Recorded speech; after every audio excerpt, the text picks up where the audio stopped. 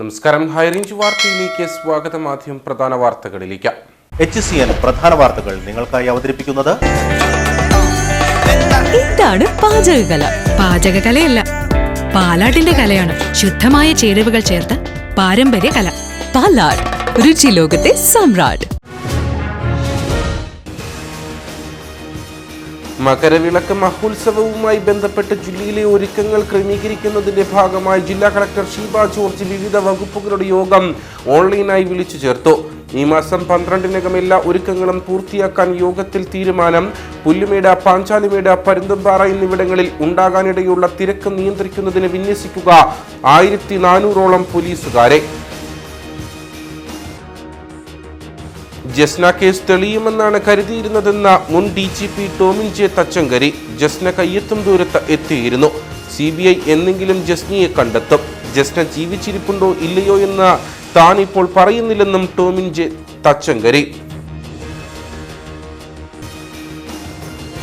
Christmas പുതുവത്സര അവധി ആഘോഷിക്കാൻ ജില്ലയിലെത്തിയത് 2 ലക്ഷത്തിലധികം സഞ്ചാരികൾ. മുൻവർഷത്തേക്കാൾ ഇത്തവണ 1.5 ലക്ഷത്തോളം സഞ്ചാരികളുടെ വർധനവ്. DTPCയുടെ കണക്ക് പ്രകാരം ഇടുക്കിയിലെ ടൂറിസം സ്പോട്ടുകളിൽ ഇത്തവണത്തെ സൂപ്പർ സ്റ്റാർ വാഗമൺ.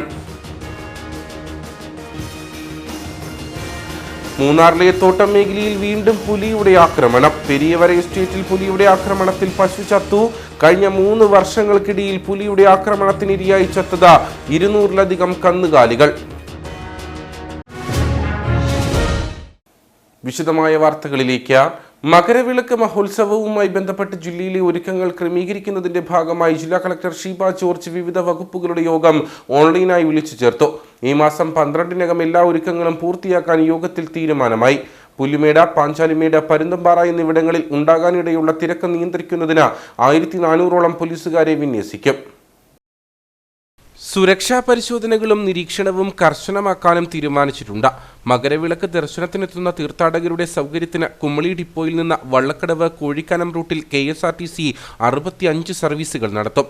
അടിയന്തര ആവശ്യങ്ങൾക്ക് 6 സെന്ററുകളിൽ അഗ്നിരക്ഷാ സേനയെ നിയോഗിക്കും. പുല്ലുമേട് മുതൽ കോഴിക്കാനം വരെ 14 പോയിന്റുകളിൽ വാട്ടർ ടാങ്കുകൾ സജ്ജീകരിച്ച് കുടിവെള്ളത്തിനുള്ള ചുമതല വാട്ടർ അതോറിറ്റിക്കാണ് കൈമാറിയിരിക്കുന്നത്.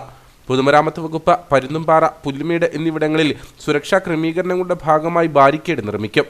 റവന്യൂ വകുപ്പിന്റെ നേതൃത്വത്തിൽ കോഴിക്കാനം മുതൽ പുല്ലുമേട് വരെ 14 കിലോമീറ്റർ ലൈറ്റുകൾ സജ്ജീകരിക്കും. പുല്ലുമേട്, കോഴിക്കാനം, പരുന്തുംപാറ, പാഞ്ചാലിമേട്, വണ്ടിപ്പെരിയാർ, പീരുമേട് താലൂക്ക് ആശുപത്രി എന്നിവിടങ്ങളിൽ പൂർണ്ണസജ്ജരായ ഡോക്ടർമാർ അടങ്ങുന്ന മെഡിക്കൽ ടീം, ആംബുലൻസുകളുടെ സേവനം എന്നിവയും ഉണ്ടാകും. ആയുർവേദ, ഹോമിയോ വകുപ്പുകളും മെഡിക്കൽ ടീമുകളെ സജ്ജമാക്കും. മോട്ടോർ വാഹനം, excise, legal metrology, food safety തുടങ്ങിയ വകുപ്പുകളുടെ പരിശോധനകൾ ശക്തമാക്കാനും യോഗം നിർദ്ദേശിച്ചു. ജസ്ന കേസ് തെളിയുമെന്നാണ് കരുതിയിരുന്നതെന്ന മുൻ DGP ടോമിൻ ജെ തച്ചങ്കരി. ജസ്ന കയ്യെത്തും ദൂരത്ത് എത്തിയിരുന്നു. CBI എന്നെങ്കിലും ജസ്നയെ കണ്ടെത്തും. കേസ് അവസാനിപ്പിച്ചത് സാങ്കേതികത്വം മാത്രമാണ്. ജസ്ന ജീവിച്ചിരിപ്പുണ്ടോ ഇല്ലയോ എന്ന് താൻ ഇപ്പോൾ പറയുന്നില്ല. ഇത് ഒരു വെല്ലുവിളിയായി അവശേഷിക്കുമെന്നും ടോമിൻ ജെ തച്ചങ്കരി തൊടുപുഴയിൽ പറഞ്ഞു. ഞങ്ങളുടെ ടീം 2-3 ഫുള്ളായിട്ട് പല ലീഡുകൾ കിട്ടി നിൽക്കുമ്പോഴാണ് ഈ സംഭവം ഉണ്ടാകുന്നത്. പിന്നീട് 1.5 വർഷക്കാലത്തോളം കേരളം അടഞ്ഞു കിടന്നു. നിങ്ങൾക്കെല്ലാം അറിയാം. ആ സമയത്താണ് കുടുംബം കോടതിയിൽ പോവുകയും കേസ് CBIക്ക് കൊടുക്കുകയും ചെയ്തത്. അപ്പോൾ അങ്ങനെ ഒരു കണ്ണി പോലെ അന്വേഷിച്ച് പോയ സമയത്ത് സത്യത്തിൽ ഞങ്ങളെല്ലാം ഓർത്തു ഇത് തെളിയിക്കപ്പെടുന്നു. പക്ഷെ അത് CBIയിലേക്ക് പോയി. CBI ഉദ്യോഗസ്ഥർ ഞങ്ങളോട് ചോദിച്ചിരുന്നു, എന്നോടും ചോദിച്ചിരുന്നു. ഞങ്ങൾക്കറിയാവുന്ന വിവരങ്ങൾ കൊടുക്കുകയും ചെയ്തു. അവരാ വിവരങ്ങൾ അന്വേഷിച്ചോ ഇല്ലയോ എന്നുള്ളത് CBIയുടെ കേസ് ഡയറി നോക്കിയാലേ അറിയാൻ പറ്റുള്ളൂ, അല്ലെങ്കിൽ അത് പഠിച്ചാലേ അറിയാൻ പറ്റുള്ളൂ. ഒരു കാര്യം എനിക്ക് പറയാനുള്ളത്, ഈ രാജ്യത്തെ ഏറ്റവും പരമോന്നതമായിട്ടുള്ള അന്വേഷണ ഏജൻസിയാണ് CBI. ആ CBIയെ ഒരു കുറ്റവും പറയാൻ എനിക്ക് കഴിയില്ല. കാര്യം ഞാനോ എന്നെപ്പോലുള്ള IPSO സാധാരണ പോലീസ് ഉദ്യോഗസ്ഥരോ ഡെപ്യൂട്ടേഷനിൽ ചെന്ന് പോകുന്നൊരു സ്ഥാപനമാണ്, ഒരു ഓർഗനൈസേഷനാണ് CBI. എനിക്ക് പറയാനുള്ളത്, ജസ്ന ഒരു മരീചികയാണ്. ഈ പ്രപഞ്ചത്തിൽ എവിടെ അവർ ജീവിച്ചിരിക്കുകയോ മരിക്കുകയോ ഉണ്ടെങ്കിലും അവരെ CBI എന്നെങ്കിലും കണ്ടെത്തും. കാര്യം ഈ രാജ്യത്തെ ഏറ്റവും മികച്ച ഏജൻസിയാണ് CBI. അപ്പോൾ നിങ്ങൾ എന്നോട് ചോദിക്കും, പിന്നെ എന്തിനാണ് CBI ഇപ്പോൾ അത് ക്ലോഷർ റിപ്പോർട്ട് കൊടുത്തത്? അതൊരു സാങ്കേതികത്വമാണ്. ക്രൈംബ്രാഞ്ചിലും പോലീസിലും കേരള പോലീസിലൊക്കെ ചെയ്യുന്നതാണ്. ഒരു കേസ് വളരെ ആളുകളോളം അന്വേഷിക്കുമ്പോൾ അതിന് ഒരു കൃത്യമായിട്ടുള്ള ലീഡില്ലെങ്കിൽ താൽക്കാലികമായി ഞങ്ങളതൊരു ക്ലോഷർ റിപ്പോർട്ട് കൊടുത്ത് കോടതിയിൽ കൊടുക്കും. ഇനി എന്തെങ്കിലും ഒരു തെളിവ് അതിനെ സംബന്ധിച്ചൊരു സൂചന കിട്ടുകയാണെങ്കിൽ CBIക്ക് അത് തുടർന്നും അന്വേഷിക്കാവുന്നതാണ്. അപ്പോൾ അത് മുന്നോട്ട് പോകുന്നതാണ്. തേയിലച്ചെരുവുകളെയും മൊട്ടക്കുന്നുകളെയും തഴുകിമറിയുന്ന മൂടൽമഞ്ഞ, നട്ടുച്ചയിലും കുളിര് പകരുന്ന കാലാവസ്ഥ.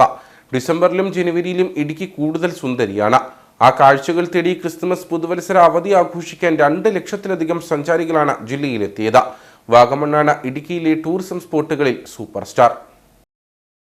DTPCയുടെ നിയന്ത്രണത്തിലുള്ള 9 സെന്ററുകളിൽ മാത്രം ഡിസംബർ 23 മുതൽ ജനുവരി 1 വരെ 2,17,800-ലധികം സഞ്ചാരികൾ എത്തി. ഓരോ ദിവസവും ശരാശരി 20,000-ലധികം സഞ്ചാരികൾ. മുൻവർഷത്തേക്കാൾ 1,00,000-ഓളം സഞ്ചാരികളുടെ വർധനവ് ഇത്തവണയുണ്ട്. ഗ്ലാസ് പാലം കൂടി എത്തിയതോടെ വാഗമണ്ണിൽ വൻ തിരക്കാണ് അനുഭവപ്പെട്ടത്. 67,000-ലധികം സഞ്ചാരികൾ വാഗമൺ അഡ്വഞ്ചർ പാർക്ക് സന്ദർശിച്ചു. ഇടുക്കി DTPCയിൽ ഈ കഴിഞ്ഞ ക്രിസ്മസ് ന്യൂ ഇയർ കാലത്ത് ഒരുപാട് ടൂറിസ്റ്റുകൾ വന്ന് ഇടുക്കി ജില്ലയിലേക്ക് ഏകദേശം 2 ലക്ഷത്തിന് മുകളിൽ DTPCയിലേക്ക് എത്തുന്ന 2 ലക്ഷത്തിന് മുകളിൽ ടൂറിസ്റ്റുകൾ വന്നു ചേർന്നിരിക്കുകയാണ്. അപ്പോൾ ഇടുക്കി ജില്ലയിലേക്കുള്ള ടൂറിസ്റ്റുകളുടെ ഒരു പ്രത്യേക താല്പര്യത്തെയും ഈ ആളുകൾ ടൂറിന് വരുമ്പോഴത്തേക്ക് ഇടുക്കി സെലക്ട് ചെയ്യുന്നതിൽ ഒരുപാട് സന്തോഷമുണ്ട്. ഇടുക്കി DTPC എല്ലാ കേന്ദ്രങ്ങളിലും നല്ല തിരക്ക് അനുഭവപ്പെട്ടു. അതുപോലെ ഇനിയിപ്പം വലിയ തിരക്കുണ്ടാവുക മിക്കവാറും ഏപ്രിൽ മെയ് ദിവസങ്ങളിലായിരിക്കും. ആ ദിവസങ്ങളിലേക്കും കൂടുതൽ സഞ്ചാരികൾ ഇടുക്കിയിലേക്ക് വരുമെന്നാണ് ഞങ്ങളുടെ പ്രതീക്ഷ. ഇപ്പോഴാണെങ്കിലും ഇടുക്കിയുടെ കാലാവസ്ഥ വളരെ തണുപ്പൊക്കെയുള്ള നല്ലൊരു അന്തരീക്ഷത്തിലാണ് പോയിക്കൊണ്ടിരിക്കുന്നത്. അതുകൊണ്ട് തന്നെ ഈ ദിവസങ്ങളിലും ആളുകളുടെ തിരക്കുണ്ട്. Vagamon, Mottakunnu, Munnar botanical garden, Ramakkalmedu, Idukki hill view park, Sreenarayanapuram, Panchalimedu തുടങ്ങിയ സെന്ററുകളിലും വൻ തിരക്ക് അനുഭവപ്പെട്ടു. 2024 പുതുവത്സരത്തോടനുബന്ധിച്ച് സഞ്ചാരികളിലൊരു വർധന ഉണ്ടായിട്ടുണ്ട്. ഇത് ശുഭമായ സൂചകമാണ്. മൂന്നാർ, തേക്കടി, വാഗമൺ, രാമക്കൽമേട്, ഇടുക്കി ഉൾപ്പെടെയുള്ള ടൂറിസം ഡെസ്റ്റിനേഷനിലേക്ക് സഞ്ചാരികളുടെ തിരക്ക് അനുഭവപ്പെട്ടിട്ടുണ്ട്. ഇത് വരും വർഷങ്ങളിലേക്ക് ഇടുക്കി ജില്ലയിലെ ടൂറിസം കൂടുതൽ ഉയരങ്ങൾ കീഴടക്കുമെന്നും കൂടുതൽ ടൂറിസ്റ്റുകൾ ഇടുക്കിയെ തേടിയെത്തുമെന്നുള്ള ഒരു സൂചകമായി തന്നെ ഞങ്ങൾ ടൂറിസം രംഗത്തുള്ളവർ പ്രതീക്ഷിക്കുന്നു. DTPC നിയന്ത്രണത്തിലുള്ള ടൂറിസം കേന്ദ്രങ്ങൾ സന്ദർശിക്കാതെ ജില്ലയിലെത്തി മടങ്ങിയ സഞ്ചാരികളും നിരവധിയാണ്. ജനുവരി പകുതി വരെ തിരക്ക് തുടരുമെന്നാണ് പ്രതീക്ഷ. മൂന്നാറിലെ തോട്ടം മേഖലയിൽ വീണ്ടും പുലിയുടെ ആക്രമണം. പെരിയവര എസ്റ്റേറ്റിൽ പുലിയുടെ ആക്രമണത്തിൽ പശു ചത്തു. കഴിഞ്ഞ 3 വർഷങ്ങൾക്കിടയിൽ 200-ലധികം കന്നുകാലികളാണ് പുലിയുടെ ആക്രമണത്തിന് ഇരയായി ചത്തത്. വന്യജീവി ആക്രമണത്തിൽ നിന്നും മുക്തമാകാതെ തോട്ടം മേഖല. പെരിയവര ലോവർ ഡിവിഷനിൽ പുലിയുടെ ആക്രമണത്തിൽ പശു ചത്തു. പെരിയവര സ്വദേശിയായ സെൽവരാജ്, വളർമതി ദമ്പതികളുടെ 3 വയസ്സ് പ്രായമുള്ള പശുവാണ് ചത്തത്. 3 ദിവസങ്ങൾക്ക് മുമ്പ് മേയാൻ വിട്ട പശു മടങ്ങി വന്നിരുന്നില്ല. ഇതോടെ തെരച്ചിൽ നടത്തിയെങ്കിലും ഫലമുണ്ടായില്ല. പിന്നീടാണ് പശുവിനെ ചത്ത നിലയിൽ പുതുക്കാട് ഡിവിഷനിലെ 7-ാം നമ്പർ ഫീൽഡ് തേയിലക്കാട്ടിൽ കണ്ടെത്തിയത്. പുതുക്കാട് എസ്റ്റേറ്റ് വാച്ചറാണ് പശുവിന്റെ ജഡം ആദ്യം കണ്ടത്. കഴിഞ്ഞ 3 വർഷത്തിനിടയിൽ 200-ലധികം പശുക്കളാണ് വന്യജീവി ആക്രമണത്തിൽ ചത്തത്. ஒரு புலி இல்லை 2 புலி அடிச்சிருச்சு. மாடு காட்டில் மேய்ஞ்சிக்கிட்டு இருக்க டயத்தில் தான் இது நடந்திருக்கு. இது ஏற்கனவே முதல்ல ஒரு 2 மாடு அடிச்சிருந்துச்சு. அதுக்கு இதுவரை எந்த ஒரு ரெஸ்பான்ஸும் இல்லை. இப்போ மறுபடியும் அப்படி ஒரு சூழ்நிலையில் மாடு அடிச்சிருக்கு. ஆனால் எங்களுடைய வாழ்வாதாரத்தை கெடுக்கிற அளவுக்கு தான் கவர்மெண்ட் விட்ட புலி இப்படி ஆகிட்டு இருக்கு. அதுக்கு ஒரு தக்க நடவடிக்கை வேணும் அப்படின்னு கம்பெனி மூலியமாகவும் தோட்ட தொழிலாளிகள் மூலியமாகவும் நான் வேண்டுகோள் வைக்கிறோம். இதை சரியான முறையில் எங்களுக்கு நஷ்டஈடாகும் இனிமேல் நடக்காத அளவுக்கு அதை பார்வைக்கு கொண்டு போக அரசு அதிகாரிகளுக்கும் நாங்கள் தெரிவிக்கிறோம். ഉപജീവനത്തിനായി പശുവിനെ വളർത്തുന്ന എസ്റ്റേറ്റ് തൊഴിലാളികൾ കടുത്ത ആശങ്കയോടെയാണ് എസ്റ്റേറ്റുകളിൽ കഴിയുന്നത്. പ്രശ്നത്തിൽ സർക്കാർ ശാശ്വതമായ പരിഹാരം ഉണ്ടാക്കണമെന്നാണ് നാട്ടുകാരുടെ ആവശ്യം. വണ്ടിപ്പെരിയാർ ചുരക്കുളം എസ്റ്റേറ്റിലെ 6 വയസ്സുകാരിയുടെ മാതാപിതാക്കൾ മുഖ്യമന്ത്രിയെ നേരിൽ കണ്ട് പരാതി നൽകി. DGPയുമായി കൂടിക്കാഴ്ച നടത്തി കേസിന്റെ സ്ഥിതിഗതികൾ വിലയിരുത്തിയ ശേഷം സർക്കാർ തലത്തിൽ മറ്റൊരു പ്രോസിക്യൂട്ടറെ ഏർപ്പെടുത്തി നൽകാമെന്ന് മുഖ്യമന്ത്രി ഉറപ്പു നൽകിയതായി കുട്ടിയുടെ മാതാപിതാക്കൾ പറഞ്ഞു. അടുത്ത ദിവസങ്ങളിൽ തന്നെ ഇക്കാര്യത്തിന് തീരുമാനമുണ്ടാകുമെന്ന വിശ്വാസത്തിലാണ് കുടുംബം. കേസിൽ പുനരന്വേഷണം നടത്തണമെന്നും മുഖ്യമന്ത്രിക്ക് നൽകിയ പരാതിയിൽ കുടുംബം പറയുന്നു. 3 വയസ്സുകാരിയെ പീഡിപ്പിച്ച 73-കാരൻ കുമളി പോലീസിന്റെ പിടിയിൽ. ആനവിലാസം ശാസ്താനട സ്വദേശി മുത്തുരാജാണ് പിടിയിലായത്. ഒളിവിലായിരുന്ന പ്രതിയെ തമിഴ്നാട്ടിലെ തേനിയിൽ നിന്നുമാണ് പിടികൂടിയത്. ആനവിലാസം ശാസ്താനട സ്വദേശി മുത്തുരാജാണ് 3 വയസ്സുകാരിയെ പീഡിപ്പിച്ച കേസിൽ കുമളി പോലീസിന്റെ പിടിയിലായത്. കഴിഞ്ഞ 29-നാണ് കേസിനാസ്പദമായ സംഭവം. സംഭവത്തെപ്പറ്റി പോലീസ് പറയുന്നത് ഇങ്ങനെ: രാവിലെ വീടിന് വെളിയിൽ കളിച്ചുകൊണ്ടിരുന്ന മറ്റു കുട്ടികളെ വീടുകളിലേക്ക് പറഞ്ഞുവിട്ടതിനു ശേഷം 3 വയസ്സുകാരിയെ ഇയാൾ പീഡിപ്പിക്കുകയായിരുന്നു. തുടർന്ന് കുട്ടിയുടെ കരച്ചിൽ കേട്ടെത്തിയ അമ്മ വിവരം ചൈൽഡ് ലൈനിൽ അറിയിച്ചു. ചൈൽഡ് ലൈനിന്റെ പ്രാഥമിക അന്വേഷണത്തിന് ശേഷം വിവരം പോലീസിന് കൈമാറി. സംഭവശേഷം ഒളിവിൽ പോയ മുത്തുരാജിനെ തേനിയിൽ നിന്നും കുമളി പോലീസ് പിടികൂടുകയായിരുന്നു. കുമളി SHO ജോബിൻ ആന്റണിയുടെ നേതൃത്വത്തിലായിരുന്നു അന്വേഷണം. പ്രതിയെ കോടതിയിൽ ഹാജരാക്കി റിമാൻഡ് ചെയ്തു.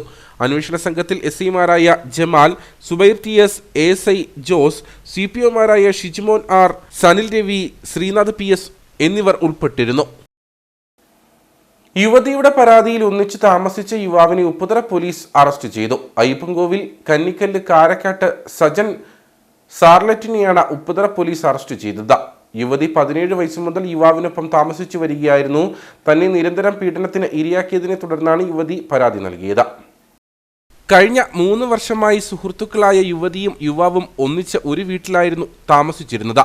ഇതിനിടയിൽ ഇവർക്ക് ഒരു കുട്ടിയുമുണ്ടായി. കുട്ടിയുണ്ടായതോടെയാണ് പ്രശ്നങ്ങൾക്ക് തുടക്കം. തുടർന്ന് ഇത് കുടുംബ കലഹത്തിലേക്ക് എത്തുകയായിരുന്നു. യുവാവ് നിരന്തരം യുവതിയെ ശാരീരികവും മാനസികവുമായി പീഡിപ്പിക്കുന്നത് പതിവായിരുന്നെന്നാണ് പരാതി. ഇതേ തുടർന്നാണ് യുവതി ഉപ്പുതറ പോലീസിൽ പരാതി നൽകിയത്. പരാതിയിൽ പോലീസ് യുവാവിനെ അറസ്റ്റ് ചെയ്തു. യുവാവുമായി ഒന്നിച്ച് താമസം തുടങ്ങുമ്പോൾ പെൺകുട്ടിക്ക് പ്രായം 17 വയസ്സായിരുന്നു. ഈ സമയം പെൺകുട്ടിയെ പീഡിപ്പിച്ചതിനും ശാരീരിക മാനസിക പീഡനത്തിനുമാണ് കേസ് രജിസ്റ്റർ ചെയ്തിരിക്കുന്നത്. പ്രതിയെ കോടതിയിൽ ഹാജരാക്കി. ജില്ലയിലെ കാർഷിക പ്രശ്നങ്ങൾക്ക് പരിഹാരം കാണണമെന്നാവശ്യപ്പെട്ട് കർഷക കോൺഗ്രസിന്റെ നേതൃത്വത്തിൽ നെടുങ്കണ്ടത്ത് താലൂക്ക് ഓഫീസിലേക്ക് മാർച്ചും ധർണയും നടത്തി. ധർണയുടെ ഭാഗമായി നടത്തിയ മാർച്ച് കിഴക്കിക്കവലയിൽ പോലീസ് തടഞ്ഞു. തുടർന്ന് നടന്ന സമരം കർഷക കോൺഗ്രസ് ജില്ലാ പ്രസിഡന്റ് ആന്റണി കുഴിക്കാട്ട് ഉദ്ഘാടനം ചെയ്തു. ജില്ലയിലെ കാർഷിക മേഖലയിലെ പ്രതിസന്ധികൾക്ക് പരിഹാരം കാണണമെന്നാവശ്യപ്പെട്ടാണ് കർഷക കോൺഗ്രസ് ഉടുമ്പൻചോല നിയോജക മണ്ഡലം കമ്മിറ്റിയുടെ നേതൃത്വത്തിൽ താലൂക്ക് ഓഫീസിലേക്ക് മാർച്ചും ധർണയും നടത്തിയത്. കാർഡമം രജിസ്ട്രേഷൻ പുതുക്കി നൽകാൻ നടപടി സ്വീകരിക്കുക, കാർഷിക മേഖലയ്ക്ക് നൽകിയിരുന്ന സൗജന്യ വൈദ്യുതി പുനഃസ്ഥാപിക്കുക, കേന്ദ്ര സംസ്ഥാന സർക്കാരുകൾ കർഷകരോട് കാണിക്കുന്ന അവഗണന അവസാനിപ്പിക്കുക തുടങ്ങിയ ആവശ്യങ്ങൾ സമരത്തിൽ ഉന്നയിച്ചു. ധർണയുടെ ഭാഗമായി നടത്തിയ മാർച്ച് കിഴക്കേക്കവലയിൽ പോലീസ് തടഞ്ഞു. തുടർന്ന് നടന്ന സമരം കർഷക കോൺഗ്രസ് ജില്ലാ പ്രസിഡന്റ് ആന്റണി കുഴിക്കാട്ട് ഉദ്ഘാടനം ചെയ്തു. ഭൂവിഷയങ്ങളും കാർഷിക പ്രശ്നങ്ങളും അങ്ങനെ നിരവധിയായ വിഷയങ്ങളാണ് ഇന്നിവിടെ ഉന്നയിക്കപ്പെടുന്നത്. ഏറ്റവും പ്രധാനപ്പെട്ട ഒരു വിഷയമാണ് ഇവിടെ ജോയി ഒന്നുകൂടെ സൂചിപ്പിച്ചു. ഏലം കാർഷിക മേള വിഷയങ്ങൾ CR വിഷയം സൂചിപ്പിച്ചു. CR ഇല്ലാത്ത കൃഷിക്കാരന് CR കൊടുക്കാൻ കൃഷി സർക്കാർ വല്ല വായ്പ കൊടുക്കേണ്ട കാര്യമുണ്ട്. ഇതൊരു വളരെ ചെറിയ ഒരു പേപ്പറിൽ ഞങ്ങളുടെ ഉൽപ്പന്നങ്ങൾ ഞങ്ങൾ കൊണ്ടുപോയി വിൽക്കാൻ വിപണിയിലേക്ക് കൊണ്ടുപോകുമ്പോൾ ഇത് ഞങ്ങൾ തന്നെയാണ് എന്ന് പറയാൻ പറ്റുന്ന ഒരു സാധനമാണ് ഈ CR എന്ന് പറയുന്ന കാർഡമം. ഇത് സർക്കാരിനെ സംബന്ധിച്ചോളം വളരെ സിമ്പിളായിട്ട് കൊടുക്കാവുന്ന കാര്യമാണ്. അത് പിടിച്ചു വെച്ച് എന്തിനാണ് സർക്കാർ താമസിപ്പിക്കുന്നത്? നിയോജക മണ്ഡലം പ്രസിഡന്റ് ജോയി കുന്നുവിളിയിൽ അധ്യക്ഷനായിരുന്നു. KPCC secretary MN Gopi, KPCC media വക്താവ് Senapathi Venu, DCC secretary G Muraleedharan, നേതാക്കളായ CS Yashodharan, MP Jose, B Sasidharan Nair, Biju Vattamattam, Joseph Thomas, Abdul Azeez, Jose Ammancheril, MS Maheswaran, PJ Jacob തുടങ്ങിയവർ സംസാരിച്ചു.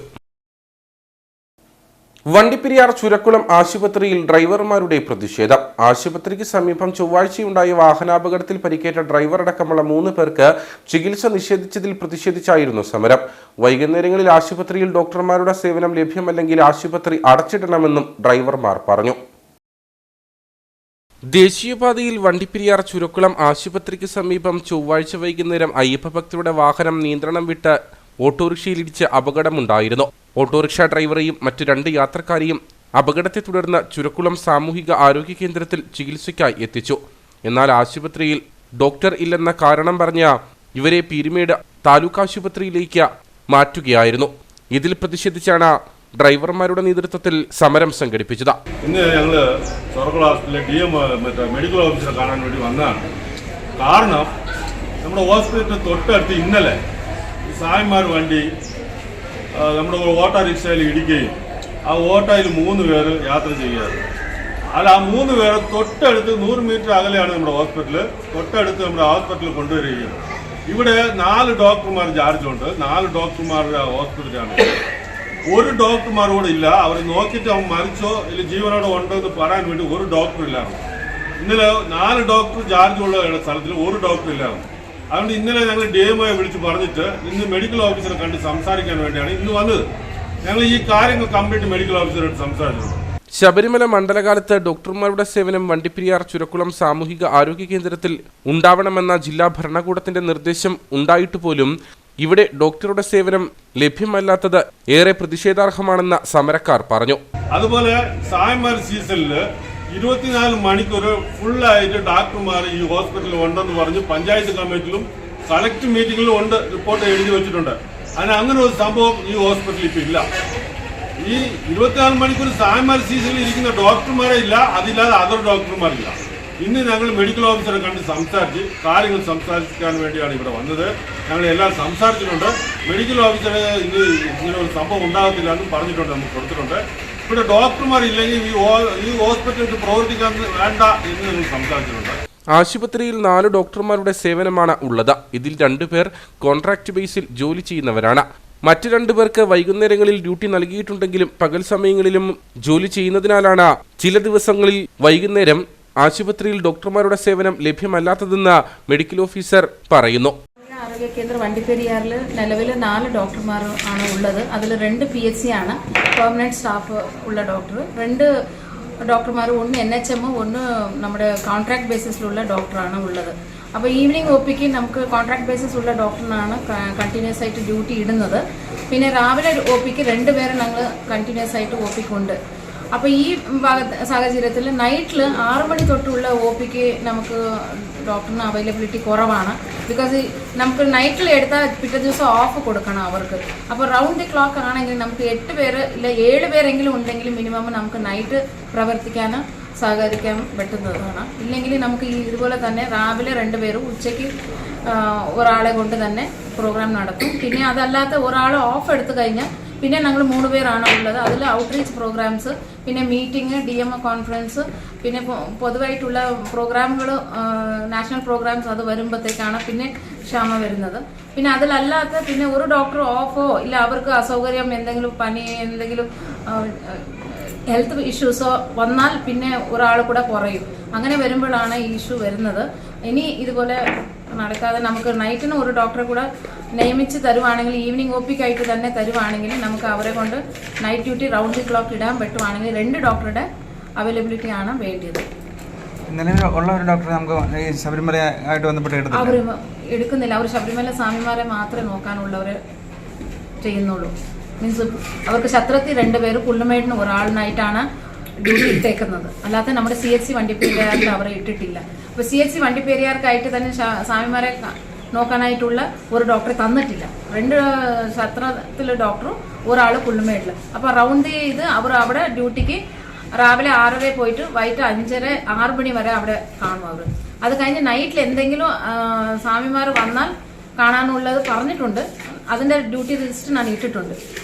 ശബരിമല മണ്ഡലകാലത്ത് എല്ലാ വർഷവും ആശുപത്രിയിൽ ശബരിമല സ്പെഷ്യൽ ഡ്യൂട്ടിക്കായി ഡോക്ടർമാരുടെ സേവനം ലഭ്യമാക്കിയിരുന്നു. എന്നാൽ ഈ വർഷം ഇത് ഉണ്ടായിട്ടില്ല. ആശുപത്രിയിൽ ഡോക്ടർമാരുടെ സേവനം ഉറപ്പുവരുത്തുവാൻ ആരോഗ്യ വിഭാഗം നടപടി സ്വീകരിക്കണമെന്ന ആവശ്യമാണ് ശക്തമാകുന്നത്. തോപ്രാങ്കുടിയിൽ സ്വകാര്യ വ്യക്തിയുടെ കൃഷിയിടത്തിലെ കുരുമുളക് ചെടികൾ സാമൂഹിക വിരുദ്ധർ വെട്ടിനശിപ്പിച്ചതായി പരാതി. തോപ്രാങ്കുടി ആനത്താനത്ത് സിബി ജോസഫിന്റെ കൃഷിയിടത്തിലാണ് സാമൂഹിക വിരുദ്ധരുടെ ആക്രമണമുണ്ടായത്. നശിപ്പിക്കപ്പെട്ട കുരുമുളക് ചെടികൾക്ക് 8 വർഷത്തോളം പഴക്കമുണ്ട്. വിളവെടുക്കാറായ 40ഓളം ചെടികളാണ് വെട്ടിനശിപ്പിച്ചത്. വാത്തിക്കുടി പഞ്ചായത്തിലെ തന്നെ ഏറ്റവും ആദായം ലഭിച്ചിരുന്ന മാതൃകാ കുരുമുളക് തോട്ടമായിരുന്നു സിബിയുടേത്. ചിട്ടയായ പരിപാലനത്തിലൂടെ നല്ല വിളവ് ലഭിച്ചിരുന്ന പന്നിയൂർ, കരിമുണ്ട ഇനങ്ങളിൽപ്പെട്ട കുരുമുളക് ചെടികളാണ് തോട്ടത്തിലുണ്ടായിരുന്നത്. ചെടികളുടെ ഇലകൾ വാടിയത് ശ്രദ്ധയിൽപ്പെട്ട് പരിശോധന നടത്തിയപ്പോഴാണ് കുരുമുളക് ചെടികളുടെ തണ്ടുകൾ വെട്ടിനശിപ്പിച്ചതായി കണ്ടെത്തിയതെന്ന് സ്ഥല ഉടമയായ സിബി ജോസഫ് പറയുന്നു. ഈ പറമ്പിലെ മുളക് പറിച്ചുകൊണ്ടിരുന്നപ്പോൾ ഉച്ച കഴിഞ്ഞ് 2:30 കൊടി ഇങ്ങനെ വാടി നിൽക്കുന്ന കണ്ട് വെള്ളം ഒഴിച്ചു നോക്കിയപ്പോൾ അതിൻ്റെ അകത്ത് മുളക് പറിക്കുന്നവർ പറഞ്ഞു ഇതിൻ്റെ ചുവട് മുറിഞ്ഞിട്ടുണ്ട് എന്ന് പറഞ്ഞു. നോക്കിയപ്പോൾ ഏതാണ്ട് 40ഓളം കൊടികൾ ചുവട് ഒരടി വെച്ച് മുകളിൽ വെച്ച് മുറിച്ചു വിട്ടിരിക്കുകയാണ്. ഈ മുഴുത്ത കൊടികൾ തന്നെ തിരിഞ്ഞ് എന്ത് കാര്യമാണെന്ന് മനസ്സിലാകുന്നില്ല. ആരാന്ന ഒരു പിടിയില്ല. സ്ഥലത്തിൻ്റെ ഏറ്റവും മുഴുത്ത കൊടികൾ നോക്കി തന്നെയാണ് അങ്ങനെ വെട്ടിവിട്ടിരിക്കുന്നത്. ഏതാണ്ട് 2 കിലോ മുളക് കിട്ടുന്ന സൈസ് കൊടികളാണ് മുറിച്ചു വിട്ടിരിക്കുന്നത്. എന്ത് വൈരാഗ്യ ബുദ്ധിയോടെ ചെയ്തതാണെന്ന് മനസ്സിലാകുന്നില്ല. ആക്രമികളെ എത്രയും വേഗം പിടികൂടണമെന്നും കൃഷിവകുപ്പ് നഷ്ടപരിഹാരം നൽകാൻ നടപടി സ്വീകരിക്കണമെന്നും പൊതുപ്രവർത്തകനായ വിനോദ് ജോസഫ് ആവശ്യപ്പെട്ടു. ഈ മേഖലയിൽ തന്നെ ഒരു മാതൃകാ കൃഷിത്തോട്ടമായിരുന്നു സിബിച്ചേർന്നും അദ്ദേഹത്തിൻ്റെ പിതാവും കൂടി പരിപാലിച്ചിരുന്ന ഈ തോട്ടം എന്ന് പറയുന്നത്. ഏതാണ്ട് 500 മണ്ണ് എന്നുള്ള ഇനമാണ് ഏറ്റവും കൂടുതലായിട്ട് ഇവിടെ കൃഷി ചെയ്ത് വരുന്നത്. നമുക്ക് ഈ പ്രദേശത്തെങ്ങും ഇല്ലാത്ത വിധത്തിൽ വലിയ സിൽവർ ഓക്ക് മരത്തിൻ്റെ മുകളിൽ വരെ എത്തുന്ന രീതിയിലേക്ക് 2 നില മുളകൊക്കെ ലഭിക്കുന്ന ഒരു കൊടി എന്ന് പറഞ്ഞു കഴിഞ്ഞാൽ ഒരു കർഷകൻ അവൻ എത്ര കാലത്തെ അവൻ്റെ അധ്വാനവും പരിചരണവുമാണ് ഈ നിലയിലേക്കൊരു കുരുമുളക് ചെടിയെ സംരക്ഷിക്കുക എന്നുള്ളത് കൃഷിക്കാർക്ക് തീർച്ചയായിട്ടും അറിയാവുന്ന കാര്യമാണ്. ഇതൊരു ഹീനമായ പൈശാചികമായ ഒരു കൃത്യമെന്ന് തന്നെ പറയേണ്ടിയിരിക്കുന്നു. കാരണം ഒരു കർഷകന് ഏതെങ്കിലും തരത്തിൽ എന്ത് വൈരാഗ്യത്തിൻ്റെ പേരിലാണെന്ന് നമുക്കറിയില്ല, സാമൂഹ്യ വിരുദ്ധരാണെന്ന് നമ്മൾ സംശയിക്കുന്നു. പക്ഷേ എന്തിൻ്റെ പേരിലാണെങ്കിലും ഈ കൃഷി മേഖലയിൽ തുടരുന്ന ആളുകളെ അല്ലെങ്കിൽ അവരുടെ ഉപജീവനത്തിന് വേണ്ടി കൃഷി ചെയ്തു വരുന്ന ആളുകളുടെ കൃഷിത്തോട്ടം, വിളവുകൾ, കാർഷിക വിളകൾ ഇതേ രീതിയിലേക്ക് നശിപ്പിക്കുക എന്ന് പറയുന്നത് ഒരു രീതിയിലും ഒരു കർഷക മനസ്സിൽ ഉള്ള ഒരാൾക്ക് ഒരിക്കലും അംഗീകരിക്കാവുന്ന അല്ലെങ്കിൽ മാപ്പ് കൊടുക്കാവുന്ന ഒരു കൃത്യമല്ല ഇതെന്നുള്ളത് വസ്തുതയാണ്. തീർച്ചയായിട്ടും ഇവർ പരാതി കൊടുത്തിട്ടുണ്ടെന്ന് അറിയുന്നു. എത്രയും വേഗം ഇത്തരത്തിലുള്ള സമൂഹത്തിലെ ഈ പുഴുക്കുത്തുകളെ തിരിച്ചറിഞ്ഞ് അവർക്കെതിരെ നിയമ നടപടി സ്വീകരിക്കേണ്ടതായിട്ടുണ്ട്. കുരുമുളക് ദീർഘകാല വിളകളായതിനാൽ വിലമതിക്കാനാവാത്ത നഷ്ടമാണ് ഉണ്ടായിട്ടുള്ളത്. മുരിക്കാശ്ശേരി പോലീസ് സ്ഥലത്തെത്തി പരിശോധന നടത്തി. കട്ടപ്പന താലൂക്ക് ആശുപത്രിയുടെ മുൻവശത്ത് ഇരുവശങ്ങളിലുമായി വാഹനങ്ങൾ പാർക്ക് ചെയ്യുന്നത് വലിയ ഗതാഗതക്കുരുക്കിന് കാരണമാകുന്നു. മലയോര ഹൈവേ നിർമ്മാണം നടക്കുന്നതിനാൽ വഴിതിരിച്ചുവിടുന്ന സ്വകാര്യ ബസ്സുകൾ ഉൾപ്പെടെ ഇതുവഴി എത്തുന്നതാണ് ഗതാഗത തടസ്സത്തിന് പ്രധാന കാരണം. മലയോര ഹൈവേയുടെ നിർമ്മാണ പ്രവർത്തനങ്ങൾ നടക്കുന്നതിനാൽ KSRTC ബസ്സുകളും സ്വകാര്യ ബസ്സുകളും താലൂക്ക് ആശുപത്രിയുടെ മുൻപിലൂടെയുള്ള റോഡിലൂടെയാണ് കടന്നുവരുന്നത്. പൊതുവെ വീതി കുറഞ്ഞ റോഡിലൂടെ വലിയ വാഹനങ്ങൾ എത്തുന്നതാണ് ഗതാഗതക്കുരുക്കിന് പ്രധാന കാരണം. കൂടാതെ ഇരുവശങ്ങളിലെയും അനധികൃത വാഹന പാർക്കിങ്ങും ഗതാഗതക്കുരുക്കിന് കാരണമാകുന്നുണ്ട്. അനധികൃത വാഹന പാർക്കിങ്ങിനൊപ്പം ബസ്സുകൾ ഉൾപ്പെടെ ഇതുവഴി എത്തിയതോടെ വലിയ ഗതാഗതക്കുരുക്കാണ് അനുഭവപ്പെട്ടതെന്ന് നാട്ടുകാർ പറയുന്നു. മുനിസിപ്പാലിറ്റി നേരത്തെ കമ്മിറ്റി കൂടി തീരുമാനിച്ചാണ് ആശുപത്രിയുടെ വാതക്കൽ ഒരു സൈഡിലെ പാർക്കിംഗ് ഒഴിവാക്കി ഒരു സൈഡിൽ മാത്രമായിട്ട് പാർക്കിംഗ് വെക്കുമെന്ന് പറഞ്ഞു. പക്ഷേ അതിന് യാതൊരു തീരുമാനം ഉണ്ടായിട്ടില്ല. ഈ പണ്ടത്തേതിൻ്റെ പിന്നത്തേന്ന് പറഞ്ഞ പോലെ വാഹന പാർക്കിംഗ് കൂടിയിട്ടുള്ളതല്ലാതെ ഒരു തീരുമാനം ഉണ്ടായിട്ടില്ല. അതുകൊണ്ട് ഇതിന് നിങ്ങൾ മുനിസിപ്പാലിറ്റി ഇതിന് തീരുമാനമെടുത്തില്ലെങ്കിൽ ശക്തമായ സമരപരിപാടികളുമായിട്ട് ഓട്ടോറിക്ഷ തൊഴിലാളികളും ഈ നാട്ടുകാരായ പൊതുജനങ്ങളും കൂടി വയസ്സായവരും ആപാലപ്പെടുത്തൻ ജനങ്ങൾ റോഡിലിറങ്ങി പ്രതിഷേധിക്കാൻ തീരുമാനിച്ചിരിക്കുകയാണ്. ഒരാഴ്ചയ്ക്ക് ഇതിന് തീരുമാനം ഉണ്ടാക്കിയില്ലെങ്കിൽ ഞങ്ങൾ ശക്തമായ സമരപരിപാടികളുമായിട്ടും ഈ റോഡ് ഉപരോധിച്ചുകൊണ്ട് ഞങ്ങൾ സമരം ചെയ്യുമെന്ന് ഈ മുനിസിപ്പാലിറ്റിക്കും കൗൺസിലറോടും അറിയിക്കുകയാണ്. അധികാരികൾ ഇന്ന് കൃത്യമായിട്ടുള്ള നടപടി സ്വീകരിച്ചേ പറ്റൂ. ആശുപത്രിക്ക് മുന്നിലായി റോഡിന്റെ ഇരുവശങ്ങളിലും തലങ്ങും വിലങ്ങും വാഹനങ്ങൾ പാർക്ക് ചെയ്യുന്നതും തലവേദന സൃഷ്ടിക്കുന്നുണ്ട്. 20 ഏക്കർ താലൂക്ക് ആശുപത്രി റോഡിലൂടെയുള്ള വലിയ വാഹനങ്ങളുടെ പ്രവേശനം നിയന്ത്രിക്കണമെന്നും നാട്ടുകാർ ആവശ്യപ്പെട്ടു. തകർന്നു കിടക്കുന്ന റോഡിന്റെ നവീകരണത്തിനായി ഏറെ കൊട്ടിഘോഷിച്ച് പ്രഖ്യാപിച്ച തുക എവിടെയെന്നും നാട്ടുകാർ ചോദിക്കുന്നുണ്ട്. സെന്റ് ജോൺ ഓഫ് ഗോഡ് സഭയുടെ ആഭിമുഖ്യത്തിൽ അയ്യപ്പൻകോവിലിൽ നിർമ്മിച്ച 2 വീടുകളുടെ താക്കോൽദാനം നടന്നു. അയ്യപ്പൻകോവിൽ പുളിയാപ്പള്ളിയിൽ ലിസി തോമസ്, മണലിൽ അമ്മിണി തങ്കപ്പൻ എന്നിവർക്ക് നിർമ്മിച്ച വീടുകളുടെ താക്കോൽദാനമാണ് നടന്നത്. Saint John's hospital director brother Baiju Valuparambil താക്കോൽദാനം നിർവഹിച്ചു. സെന്റ് ജോൺസ് ഹോസ്പിറ്റലിന്റെ സാമൂഹ്യ പ്രവർത്തനങ്ങളുടെ ഭാഗമായാണ് നിർധനർക്ക് വീട് വെച്ചു നൽകുന്നത്. ഇതുവരെ ആശുപത്രിയുടെ നേതൃത്വത്തിൽ 6013 വീടുകൾ നിർമ്മിച്ചു നൽകി. ഇതിനുശേഷമുള്ള വീടുകളുടെ താക്കോൽദാനമാണ് അയ്യപ്പൻകോവിലിൽ നടന്നത്. നിലവിൽ 3 വീടുകളുടെ നിർമ്മാണം അവസാന ഘട്ടത്തിലാണ്. ആശുപത്രിയുടെയും സുമനസുകളുടെയും സഹായത്തോടെയാണ് 10 ലക്ഷം രൂപയോളം മുടക്കി മനോഹരമായി വീടുകൾ നിർമ്മിച്ചു നൽകുന്നത്. അയ്യപ്പൻകോവിൽ പുളിയാപ്പള്ളിയിൽ ലിസി തോമസ്, മണലിൽ അമ്മിണി തങ്കപ്പൻ എന്നിവർക്കാണ് വീടുകൾ ലഭ്യമായത്. അമ്മിണിയുടെ വീട് സെന്റ് ജോൺസ് ഏറ്റെടുത്ത് നിർമ്മാണത്തിലിരിക്കുന്ന ഘട്ടത്തിലാണ് ലിസി വീടിനായി ബ്രദർ ബൈജു വാലുപറമ്പിലിനെ സമീപിക്കുന്നത്. എന്നാൽ ഫണ്ടിന്റെ അപര്യാപ്തത പ്രതിസന്ധി സൃഷ്ടിച്ചപ്പോൾ മറ്റൊരു സംഘടന 50% ഫണ്ട് നൽകാമെന്നറിയിച്ചു. ബാക്കി 50% തുക സുമനസിനുടമയായ ജെയ്സൺ കൊല്ലംകുടിയിൽ നൽകി. 2 വീടുകളും അയ്യപ്പൻകോവിൽ സ്വദേശി മോഹനനാണ് സമയബന്ധിതമായി നിർമ്മിച്ചത്. വീടുകളുടെ വെഞ്ചരിപ്പ് കർമ്മം ഫാദർ മാത്യു കൊല്ലംപറമ്പിൽ നിർവഹിച്ചു. പിതാപുത്രനും പരിശുദ്ധാത്മാവുമായ സർവേശ്വരായ നയിക്കും. പിതാവിന്റെയും പുത്രന്റെയും പരിശുദ്ധാത്മാവിന്റെയും നാമത്തിൽ വിശുദ്ധ കുരിശിന്റെ അടയാളത്തിൽ മുദ്രയിടപ്പെടുന്ന ഈ ഭവനം എന്നേക്കും അനുഗ്രഹീതമാകട്ടെ. താക്കോൽദാന ചടങ്ങിൽ assistant director brother Thomas James, ആശുപത്രി മാനേജർ ജേക്കബ് കോര, സിസ്റ്റർ അൽഫോൻസ, സിസ്റ്റർ ഷാലറ്റ്, അയ്യപ്പൻകോവിൽ ഗ്രാമപഞ്ചായത്ത് അംഗം സിജി പ്രദീപ്, ജെയ്സൺ കൊല്ലംകുടിയിൽ എന്നിവർ പങ്കെടുത്തു. 50 ലക്ഷം രൂപയുടെ നിർമ്മാണം ഏറ്റെടുക്കാൻ കരാറുകാർ തയ്യാറാകാത്തതിനാൽ ഏലപ്പാറ ചിന്നാർ 4 മൈൽ കൊച്ചുകരിന്തിരിവി റോഡ് ഉടനെങ്ങും സഞ്ചാരയോഗ്യമാകില്ല. വർഷങ്ങളായി തകർന്നു കിടക്കുന്ന റോഡ് ഗതാഗത യോഗ്യമാക്കാൻ വാഴൂർ സോമൻ MLA പ്രാദേശിക വികസന ഫണ്ടിൽ നിന്നും 50 ലക്ഷം രൂപ അനുവദിച്ചിരുന്നു. ജില്ലാ നിർമ്മിതി കേന്ദ്രത്തിനായിരുന്നു നിർമ്മാണ ചുമതല. റോഡിന്റെ എസ്റ്റിമേറ്റ് തയ്യാറാക്കുന്നതിലടക്കം തുടക്കം മുതൽ നിർമ്മിതി ഉദ്യോഗസ്ഥർ വീഴ്ച വരുത്തി. കളക്ടറേറ്റിൽ നടന്ന അവലോകന യോഗത്തിൽ MLA ശക്തമായി സമ്മർദ്ദം ചെലുത്തിയ ശേഷമാണ് നടപടി തുടങ്ങിയത്. തുടർന്ന് ടെൻഡർ ക്ഷണിച്ചെങ്കിലും ഏറ്റെടുക്കാൻ കരാറുകാർ തയ്യാറായില്ല. ട്രഷറി നിയന്ത്രണമാണ് നിർമ്മാണം ഏറ്റെടുക്കാൻ കരാറുകാർ തയ്യാറാകാത്തതിന് കാരണം. സർക്കാരിന്റെ സാമ്പത്തിക പ്രതിസന്ധിയും ട്രഷറി നിയന്ത്രണവും നീങ്ങുമോ എന്ന കാര്യത്തിൽ വ്യക്തത ഇല്ലാത്തതിനാൽ ടെൻഡർ നടപടിയിൽ പങ്കെടുക്കാൻ കരാറുകാർ തയ്യാറാകില്ല. കട്ടപ്പന-കുട്ടിക്കാനം മലയോര ഹൈവേയിലെ ചിന്നാർ 4-ാം മൈലിൽ നിന്നും വാഗമൺ മൊട്ടക്കുന്നിലേക്കുള്ള ഏറ്റവും ദൂരം കുറഞ്ഞ പാതയാണിത്. കൊച്ചുകരിന്തുരുവി വരെയുള്ള 6 കിലോമീറ്ററും വർഷങ്ങളായി തകർന്നു കിടക്കുകയാണ്. ഇതോടെ കാൽനട യാത്ര പോലും ദുഷ്കരമായി. പ്രദേശവാസികളുടെ വാഹനങ്ങൾ മാത്രമാണ് ഇതുവഴി സർവീസ് നടത്തുന്നത്. ബന്ധപ്പെടുന്ന പ്രധാനപ്പെട്ട ആദ്യ ഹൈറേഞ്ചിലായിട്ട് വഴിയെന്ന് തന്നെ പറയാം. അതിലുപരി കൈതപ്പാൽ സ്കൂളിൽ, അതിലൊരു LP സ്കൂളുണ്ട്, 4-ാം മൈൽ ഹൈസ്കൂളുണ്ട്. കൈതപ്പാൽ കേന്ദ്രീകരിച്ചുള്ള പിള്ളേരെല്ലാം ഹയർ സെക്കൻഡറി ഉപ്പാറ കേന്ദ്രീകരിച്ച് പഠിക്കുന്നു. ഏലപ്പാറ പോകുന്നു, മേരുകുളം, ഇതെല്ലാം ഈ റോഡ് വഴിയാണ് പോകുന്നത്. നടന്നു പോകാൻ മേലാത്തൊരവസ്ഥയിലാണ് ഈ റോഡിൻ്റെ അവസ്ഥ. പിന്നെ അധികാരികളെ ബോധ്യപ്പെടുത്തിയെങ്കിൽ പോലും ഒരു MLA ഫണ്ട് വാഴസോമൻ MLAയുടെ നേതൃത്വത്തിൽ 50 ലക്ഷം രൂപ ഫണ്ട് അനുവദിക്കുകയും ഇന്ന് ഫ്ലക്സൊക്കെ വരികയൊക്കെ ചെയ്തു. പക്ഷേ അതിൻ്റെ നടപടിയും കാര്യങ്ങളൊന്നും ആയില്ല. കോൺട്രാക്ടറെ കണ്ട് ചോദിച്ചു കഴിഞ്ഞപ്പോൾ കോൺട്രാക്ടർ പറയുന്നത് സർക്കാരിൽ നിന്നും ഫണ്ട് കാര്യങ്ങളൊന്നും പൈസ കിട്ടുന്നില്ല, അതുകൊണ്ട് ബുദ്ധിമുട്ടാണെന്നൊക്കെയാണ് കോൺട്രാക്ടർ പറയുന്നത്. അതുപോലെ തന്നെ ജില്ലാ പഞ്ചായത്ത് മെമ്പറുണ്ട്, ബ്ലോക്ക് പഞ്ചായത്ത് മെമ്പറുണ്ട്, ഗ്രാമപഞ്ചായത്ത് മെമ്പറുണ്ട്. ഇവരുടെ എല്ലാം ഈ നാട്ടിൽ തന്നെ ഉള്ളവരാണ്. പക്ഷേ അവരുടെ ശ്രദ്ധയിൽപ്പെടുത്തിയിട്ട് യാതൊരു നടപടി ഇതുവരെ ആയിട്ടില്ല. കൈതപ്പതാൽ സർക്കാർ സ്കൂളിലെ കുട്ടികളും പ്രദേശത്തെ കുടുംബങ്ങളും കടുത്ത യാത്രാ ദുരിതമാണ് നേരിടുന്നത്. പുറം ലോകവുമായി ബന്ധപ്പെടാൻ നാട്ടുകാർക്ക് മറ്റു മാർഗങ്ങളില്ല. റോഡ് തകർന്നതോടെ വിനോദസഞ്ചാരികൾ ഇതുവഴി എത്താറില്ല. ഇതുമൂലം വഴിയോര വ്യാപാര സ്ഥാപനങ്ങളെല്ലാം അടച്ചുപൂട്ടി. അതിനിടെ ഉപ്പുതറ ഗ്രാമപഞ്ചായത്ത് 17 ലക്ഷം രൂപ അനുവദിച്ചിട്ടുണ്ട്. ഇതിന്റെ നിർമ്മാണം ഉടൻ തുടങ്ങും. എന്നാൽ MLA ഫണ്ട് കൂടി പ്രയോജനപ്പെടുത്തിയാൽ മാത്രമേ റോഡ് പൂർണ്ണമായും സഞ്ചാര യോഗ്യമാക്കുകയുള്ളൂ. കാഞ്ചിയാർ ലെബക്കട വെള്ളിലാങ്കണ്ടം ബൈപ്പാസ് റോഡ് പൂർണ്ണമായും തകർന്നു. ദിവസേന 100 കണക്കിന് വാഹനങ്ങൾ സഞ്ചരിക്കുന്ന റോഡിന്റെ നവീകരണം ഉടൻ നടത്തണമെന്നാവശ്യപ്പെട്ട ജില്ലാ കളക്ടർക്ക് നിവേദനം സമർപ്പിക്കാനൊരുങ്ങുകയാണ് പ്രദേശവാസികൾ. ഏറെ നാളായി തകർന്നു കിടക്കുന്ന കാഞ്ചിയാർ ലെബക്കട വെള്ളിലാങ്കണ്ടം ബൈപ്പാസ് റോഡ് ദുരിതയാത്രയാണ് പ്രദേശവാസികൾക്ക് സമ്മാനിക്കുന്നത്. 1 വർഷം മുൻപ് ചെറിയ അറ്റകുറ്റപ്പണികൾ നടത്തിയതല്ലാതെ നാളിതുവരെ യാതൊരുവിധ നിർമ്മാണ പ്രവർത്തനങ്ങളും റോഡിൽ നടത്തിയിട്ടില്ല. നിലവിൽ റോഡ് പൂർണ്ണമായും തകർന്നു കഴിഞ്ഞു.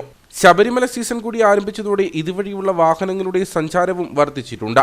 ദിവസേന 100 കണക്കിന് വാഹനങ്ങൾ കടന്നുപോകുന്ന ഈ വഴിയിൽ അപകടങ്ങളും പതിവാണെന്ന് നാട്ടുകാർ പറയുന്നു. വെള്ളിലാങ്കണ്ടം ലെബക്കട വഴിയാണിത്. ഇതുവഴി നിരവധി വാഹനങ്ങൾ ഓരോ ദിവസവും വന്നു പോകുന്നുണ്ട്.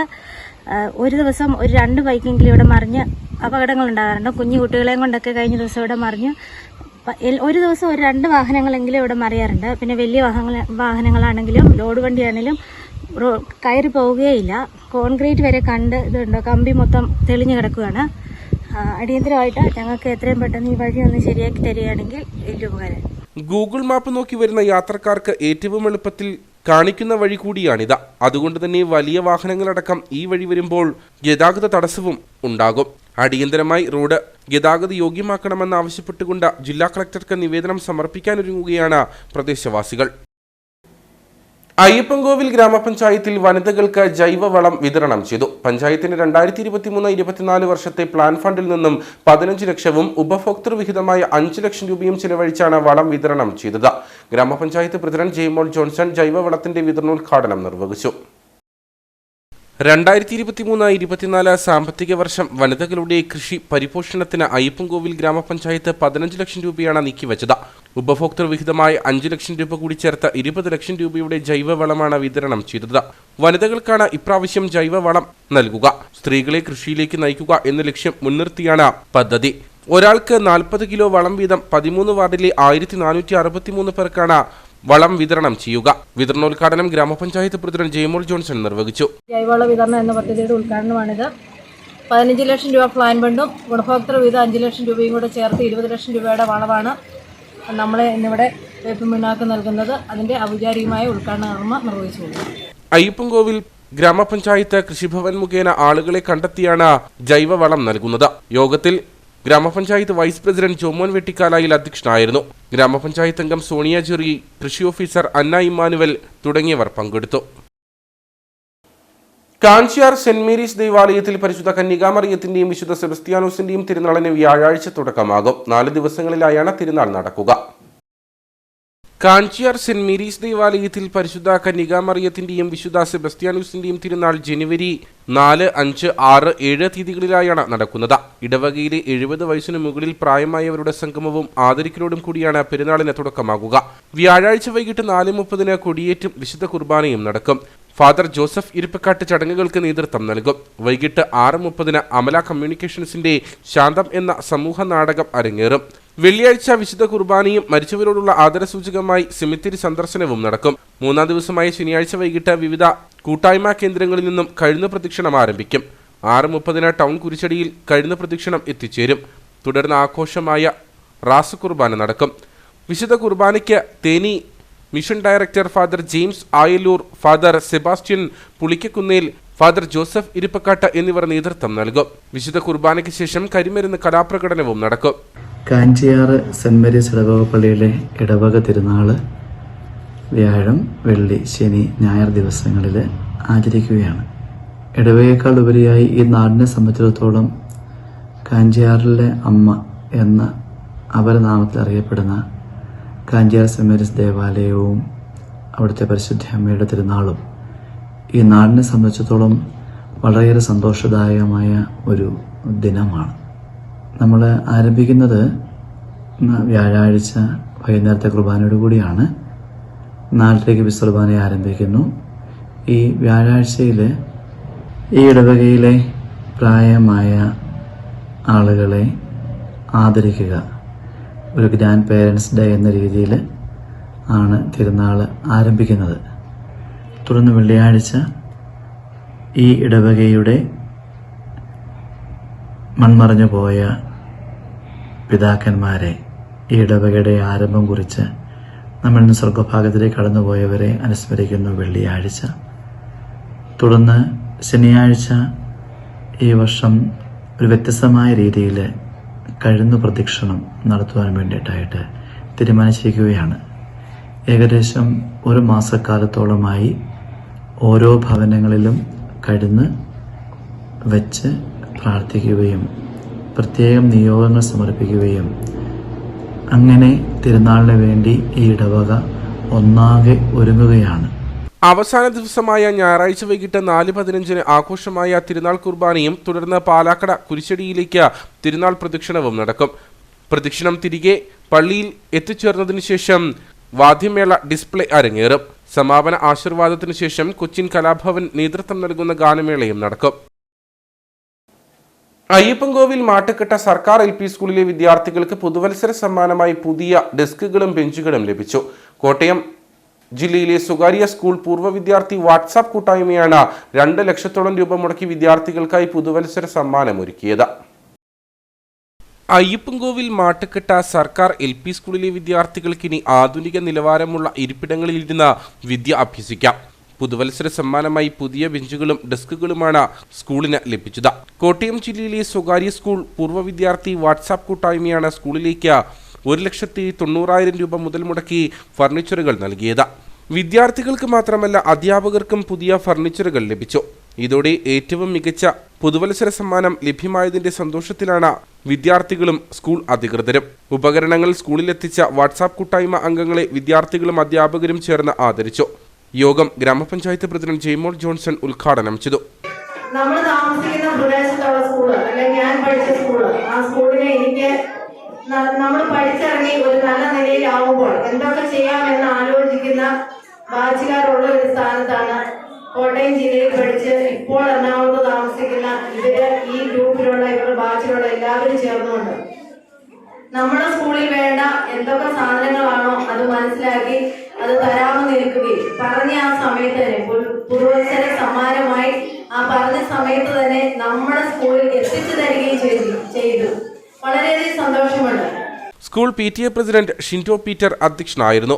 ഹെഡ്മിസ്ട്രസ് റാണി തോമസ്, ഗ്രാമപഞ്ചായത്ത് വൈസ് പ്രസിഡന്റ് ജോമോൻ വെട്ടിക്കാലായിൽ, ഗ്രാമപഞ്ചായത്ത് അംഗം Sonia Jerry, senior assistant Manoj Kumar, staff secretary PV Deepa, PTA മുൻ പ്രസിഡന്റ് C സ്റ്റാൻലി എന്നിവർ സംസാരിച്ചു. നിരവധി ആളുകൾ പരിപാടിയിൽ പങ്കെടുത്തു.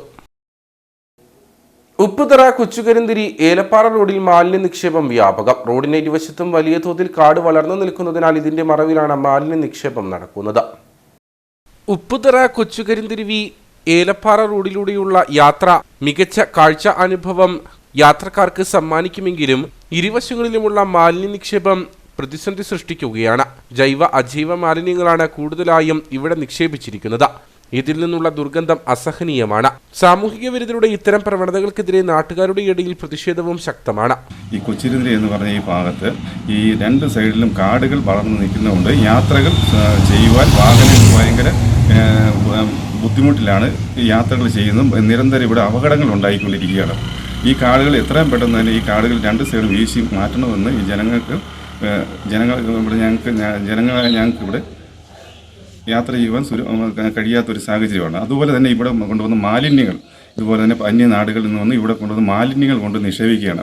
അത് കാരണം ഞങ്ങൾക്ക് യാത്രകൾ ചെയ്യുവാനും അങ്ങോട്ടും ഇങ്ങോട്ടും യാത്ര ചെയ്യുവാനും സ്കൂൾ കുട്ടികൾക്ക് ഇങ്ങോട്ട് നടന്നു പോകുവാനും സ്കൂൾ സാഹചര്യത്തിലാണ് ഈ ഭാഗത്ത് കഠിനമായ മാലിന്യങ്ങൾ കൊണ്ട് നിക്ഷേപിച്ചുകൊണ്ടിരിക്കുകയാണ്. ഇതിനൊരു നടപടികൾ എത്രയും പെട്ടെന്ന് ഇതിനൊരു നടപടി എടുക്കണമെന്ന്. ചിലയിടങ്ങളിൽ കെട്ടിട അവശിഷ്ടങ്ങൾ വരെ നിക്ഷേപിച്ചിട്ടുണ്ട്. കൂടാതെ മത്സ്യവ്യാപാര ശാലകളിലെ അവശിഷ്ടങ്ങളും രാത്രിയുടെ മറവിൽ ഇവിടങ്ങളിൽ നിക്ഷേപിക്കുന്നുണ്ട്. റോഡിന് ഇരുവശത്തും വലിയ തോതിൽ കാടുകൾ വളർന്നു നിൽക്കുന്നത് മാലിന്യ നിക്ഷേപം രൂക്ഷമാക്കാൻ കാരണമാകുന്നതായാണ് പരാതി. ഇനി നേർക്കാഴ്ചയിലേക്ക്.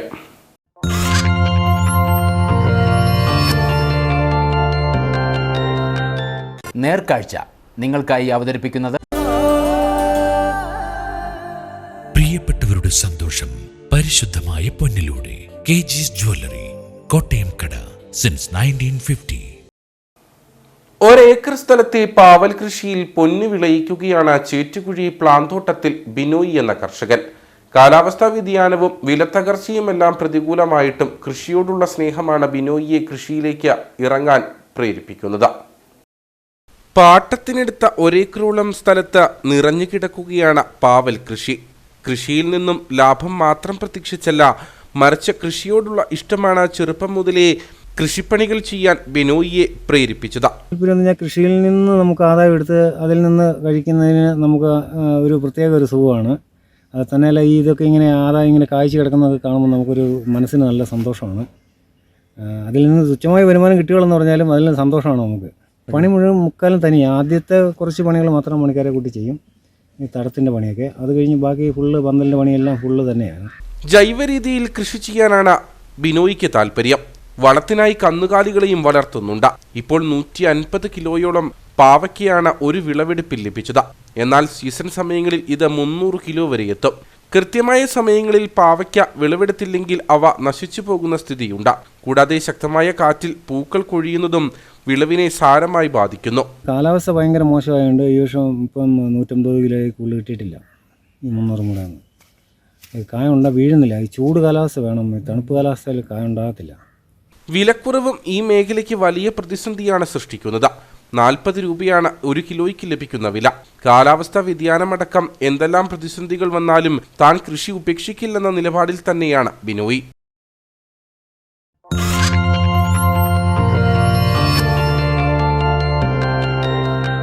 നേർക്കാഴ്ച നിങ്ങൾക്കായി അവതരിപ്പിച്ചത്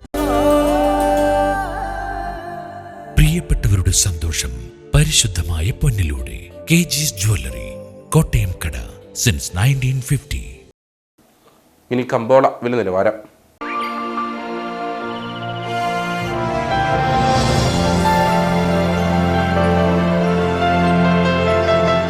കമ്പോളം നിങ്ങൾക്കായി അവതരിപ്പിക്കുന്നത് പ്രിയപ്പെട്ടവരുടെ സന്തോഷം പരിശുദ്ധമായ പൊന്നിലൂടെ കെജിസ് ജ്വല്ലറി, കോട്ടയം കട, സിൻസ് 1950.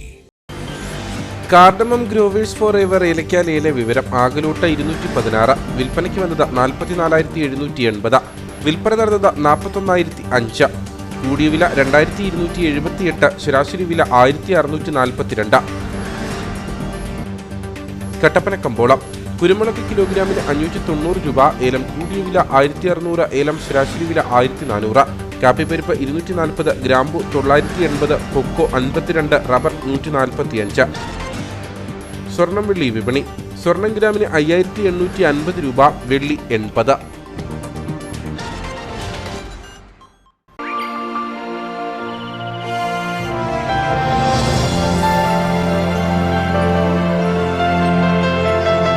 കമ്പോളം നിങ്ങൾക്കായി അവതരിപ്പിച്ചത് പ്രിയപ്പെട്ടവരുടെ സന്തോഷം പരിശുദ്ധമായ പൊന്നിലൂടെ KG's ജ്വല്ലറി, കോട്ടയം കട, സിൻസ് 1950. പ്രധാന വാർത്തകളിലേക്ക് ഒരിക്കൽ കൂടി. HCN പ്രധാന വാർത്തകൾ നിങ്ങൾക്കായി അവതരിപ്പിക്കുന്നത് എന്താണ് പാചകകല?